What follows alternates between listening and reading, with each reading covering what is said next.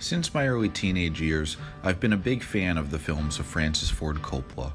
Most film buffs would agree that Coppola's undeniable masterpieces are the four classics which he directed in the 1970s. But only after I became an adult did I get around to watching all of the feature films which Coppola has directed throughout his career, and I have to say, he's made plenty of other good movies as well. And in this video, I'm going to list my 10 favorites. Number 10, You're a Big Boy Now. You're a Big Boy Now was Coppola's second feature film. Before that, Coppola had directed some softcore nudie movies, and his first feature film, Dementia 13, had been an uneasy collaboration with Roger Corman. But You're a Big Boy Now was the first true Hollywood movie which Coppola directed. He actually submitted it as his UCLA master's thesis, and it's arguably the first project where Coppola got to make exactly the kind of movie he wanted. I haven't read the book by David Benedictus, but I know that Coppola moved the setting from London to New York in telling the story of Bernard Chanticleer, played by the late Peter Kastner as a young, sheltered dude who's just trying to lose his virginity. The object of his affections, Barbara Darling, played by the late Elizabeth Hartman, is both attractive and sadistic.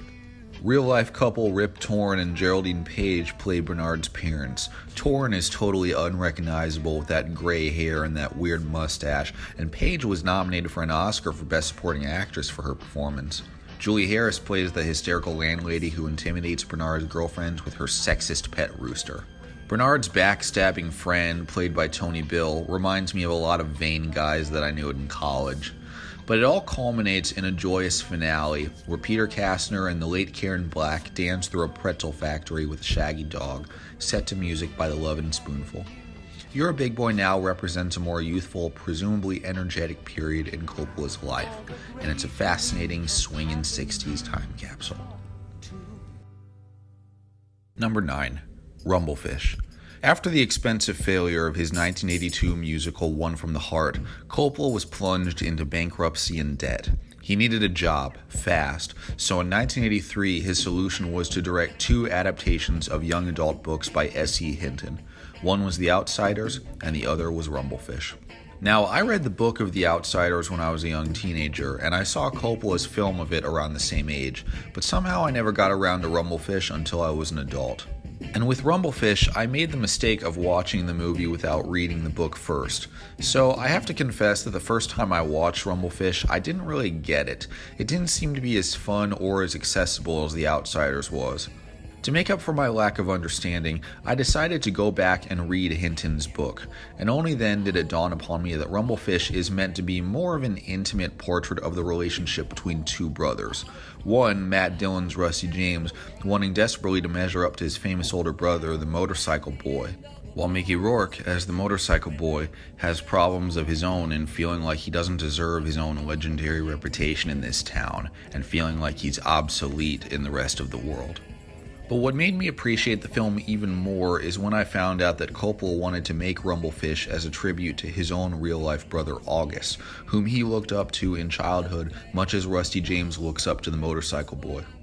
Although a box office flop and not as popular as The Outsiders was, in hindsight, Rumblefish is the better of the two movies, relying less on conventional plot structure and more on complex character study. Number 8. The Cotton Club. Coppola followed up Rumblefish with The Cotton Club, which turned out to be one of the most troubled productions of his career. A potential financier was murdered, the budget spiraled out of control, and Coppola frequently clashed on the set with the film's star, Richard Gere. But when you watch it today, you realize that the heart of the film is really in the black characters, played by Gregory Hines, Maurice Hines, and Lonette McKee. Recently, Coppola put together an extended encore cut of the film, which he premiered at Telluride in September 2017, and which allegedly contains additional sequences of the black characters singing, dancing, and interacting with one another. I contacted Zoetrope in the hopes of arranging an appointment to see the encore cut, but I was informed that MGM owns the rights to the Cotton Club and has refused to allow Zoetrope to release the encore cut in any way. The Cotton Club was a huge commercial failure, and it didn't do much to help Coppola's career at a time when he was mired in debt. But in those moments when the film works, it really works. Overall, I like the theatrical cut of the film, but I'm really eager to see the encore cut because I have a hunch that it's much better. Of course, we won't know that for sure until MGM lets us see it. The sunshine I'm needing Number 7. The Rain People. Released in 1969, The Rain People was Coppola's independent follow-up to his Fred Astaire Hollywood musical Finian's Rainbow, which is not a bad movie, but the experience of making it left Coppola with the desire to get away from Hollywood and make smaller, more personal films. The Rain People was Coppola's attempt at a kind of utopian filmmaking. He had a small budget and a very small crew, including a then unknown George Lucas, who shot a fascinating behind-the-scenes documentary which unfortunately wasn't included on the Warner Archive DVD. Coppola also had good actors in The Rain People, although biographer Michael Schumacher reports in his book about how Coppola had immense difficulty working with the lead actress Shirley Knight. You can sort of see that tension in her performance because she plays a character who is at once sympathetic and maddening. You understand why she's running away from a domesticated existence as a housewife, but she's also a mean person at times, carelessly manipulating all the love-struck men around her. I think the best performance in the movie is by James Caan as the brain-damaged killer, who loves this woman even though she's constantly trying to get rid of him. But it's that climactic fight between Killer and the motorcycle cop Gordon, played by Robert Duvall, which really makes the movie, in my opinion. No wonder Coppola decided to cast both of them as Sonny Corleone and Tom Hagen in The Godfather a few years later. Number 6. Tucker, the Man in His Dream. This movie was a dream project for Coppola. The true story of Preston Tucker's attempt to fight the auto industry and release his own line of safe, innovative cars. Coppola had wanted to make a movie about Tucker since the 70s, but the project hadn't gotten anywhere. Then in the late 80s, tragedy struck when Coppola's son, Gio, was killed in a boating accident. At the time, Coppola had been hired to direct Gardens of Stone, a Vietnam movie which coincidentally was about the burials of young men, making Coppola's task of having to finish shooting it even more painful. Gardens of Stone was nothing more than a job for Coppola, but it's possible that the reason why he followed it up with Tucker is because Tucker was a movie which Gio had wanted him to make. The Coppola family owns one of the rare Tucker cars, and Gio had once driven it in a parade. Coppola dedicated the movie to Gio, and the finished film, written by Arnold Schulman and executive produced by George Lucas, radiates with optimism. Jeff Bridges plays Tucker as a man who always looks on the bright side, even when terrible things happen. And much like Preston Tucker, Coppola himself is a man full of ambition who dares to dream big and who loves his family. I have a feeling that he cares very much for this film.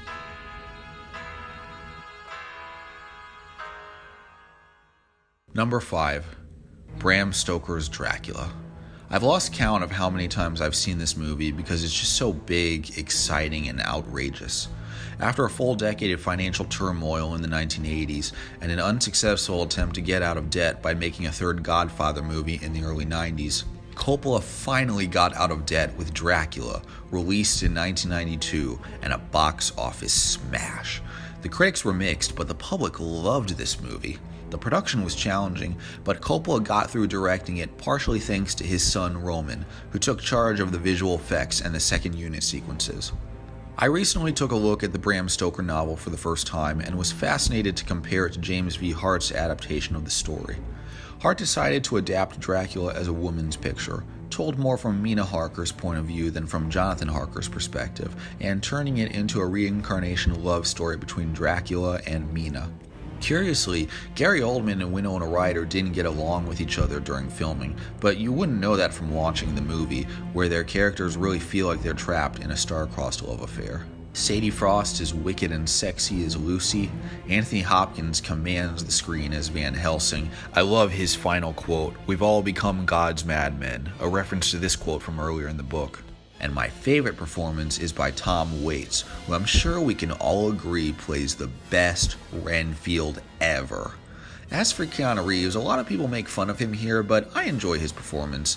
In fact, when I read the book, it was impossible for me not to read Jonathan Harker's narration in Keanu's hilarious British accent. Dracula was ultimately the last massive Hollywood epic of Coppola's career, which to me makes it a very precious film.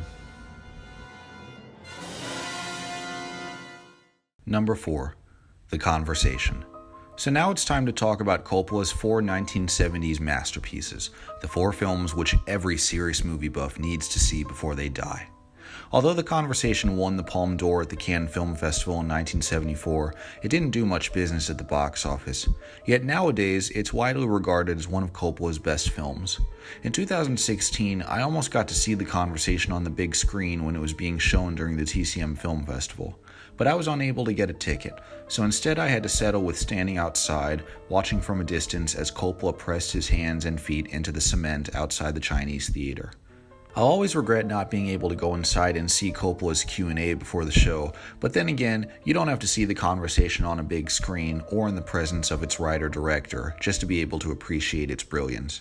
You can watch it at home and still be mesmerized by it. The slow burn suspense of the story, Walter Murch's Academy Award-nominated sound mixing, Gene Hackman's sad, moving performance as Harry Call, Elizabeth McRae as the prostitute who seduces and tricks him, that one scene where Gene Hackman, Harrison Ford, and Robert Duvall are all in the same room together, and of course, the toilet which overflows with blood during the eerie climax.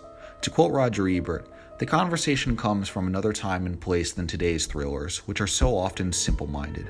This movie is a sadly observant character study about a man who has removed himself from life, thinks he can observe it dispassionately at an electronic remove, and finds that all of his barriers are worthless."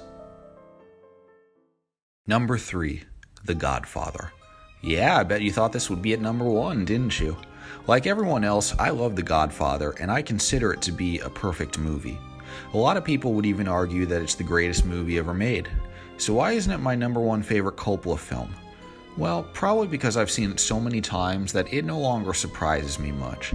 I already know the famous quotes, I already know the story of how it got made, I know this movie pretty well. However, I recently took a look at the original book by Mario Puzo for the first time, and I was intrigued to discover that many of the famous scenes and quotes which we all remember from the movie are in the book as well. So it seems as though Coppola's biggest creative challenge was taking Puzo's dialogue and characters and organizing them into a cohesive screenplay.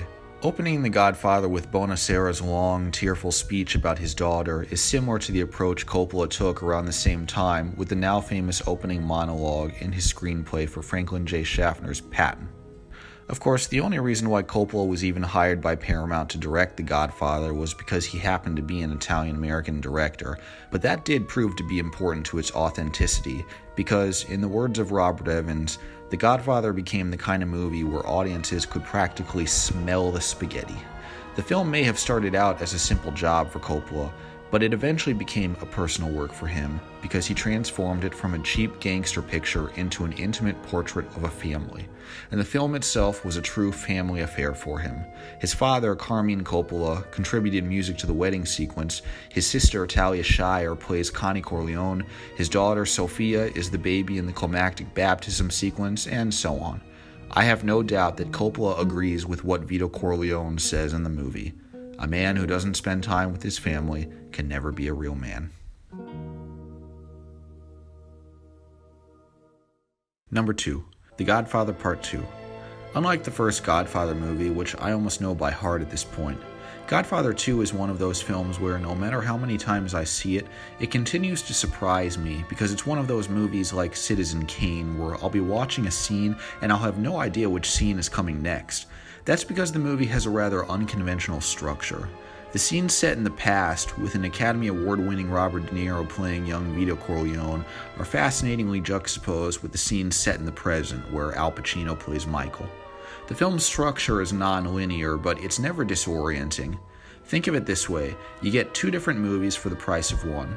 You get the happier, more romantic story of the young, confident Vito in control of his life, dearly loved and respected by his family and friends, and then you get the darker, more tragic storyline where we see Michael becoming a far more ruthless mafia don than his father ever was, alienating everyone around him until finally committing the unredeemable sin of ordering the death of his brother Fredo.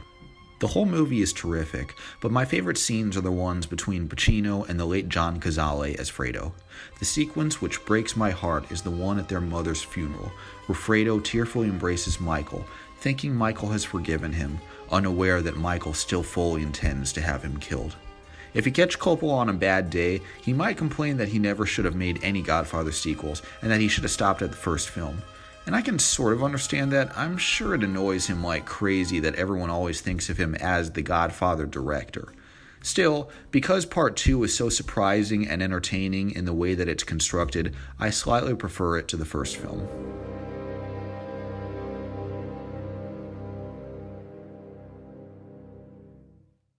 Number 1. Apocalypse Now. Not only is Apocalypse Now my favorite Francis Ford Coppola movie, but there are some days when I consider it to be my all-time favorite film. I first saw Apocalypse Now when I was 14 years old, around the time when I was just beginning to discover Coppola's work. In my 8th grade social studies class, we had each been given an extra credit assignment to watch movies about American history over the holiday weekend. Among the examples which the teacher wrote on the board was Apocalypse Now, and I immediately recognized the title from books that I had read about George Lucas, who had initially planned to direct Apocalypse Now before Coppola took over the project. The moment I heard Jim Morrison singing over the opening credits, the movie cast a spell on me, because I had never seen anything like it. Apocalypse Now showed me just how epic movies could really be on a grand scale. Its combination of music and visuals was hypnotizing, but it was also just a great story about men on a mission on a journey upriver, led by Martin Sheen's Captain Willard to find and terminate, with extreme prejudice, Marlon Brando's Colonel Kurtz, the ultimate embodiment of all the insanity which went into America's war with Vietnam.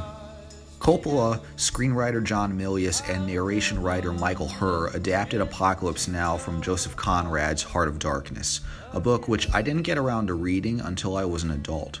What I primarily remember from the book is the duality of Kurtz, whose inner conflict was in both wanting to exert goodness in the presence of his loyal native tribe and in also feeling a terrible urge to massacre them, terrifyingly scrawling the words "exterminate all the brutes" at the end of his pamphlet. Producers Fred Roos and Gray Fredrickson remember the making of Apocalypse Now as a fun experience, albeit with occasional setbacks.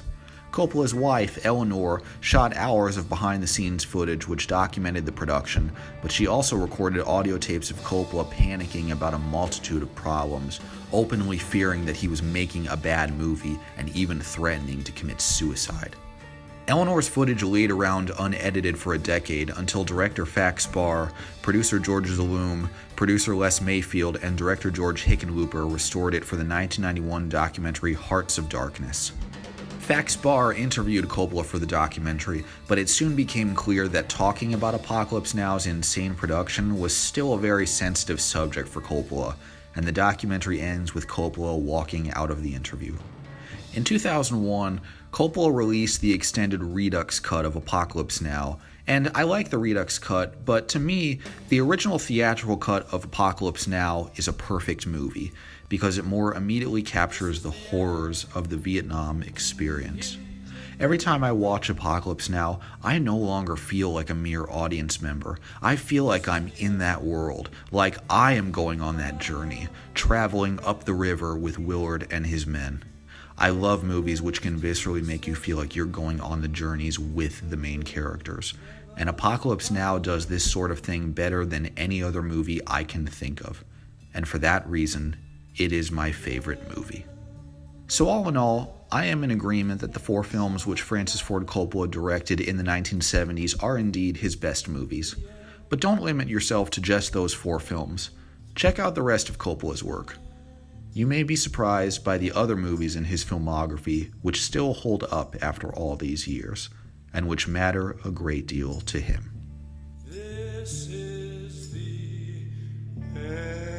Thanks for watching.